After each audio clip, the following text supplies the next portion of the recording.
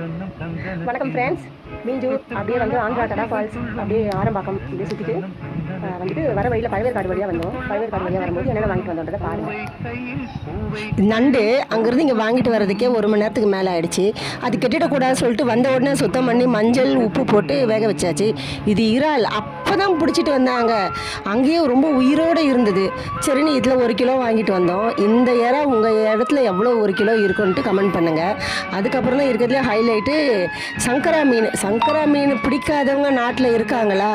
சங்கரா மீன் எங்கள் வீட்டில் இருக்க எல்லாருக்குமே, என் பசங்களுக்கு எல்லோரும் பிடிக்கும். இந்த மீன் வந்து சங்கரா கூட கலந்துருது ஒரு 3 மீன். இது சுவை நல்லாயிருக்கும்னாங்க. அதனால் இதையும் சேர்த்து எடை போட்டு வாங்கியாச்சு. இதில் ஒரு 3 கிலோ வாங்கணும். இதுவும் அப்போ தான் கொண்டு வந்தாங்க கட்டுமரத்தில் இருந்து. குட்டி போட்டு அதாச்சும் மீன் பாருங்கள், பார்க்கறதுக்கு எவ்வளோ ஃப்ரெஷ்ஷாக அழகாக இருக்குது. இந்த மீனை பார்த்து இந்த மீனை ரொம்ப பிடிச்சிருந்தது. அதனால் இது கூட ஒரு ஃபோட்டோ வீடியோ பிடிச்சிருந்தா லைக் பண்ணுங்கள், ஷேர் பண்ணுங்கள், கமெண்ட் பண்ணுங்கள். Thank you friends.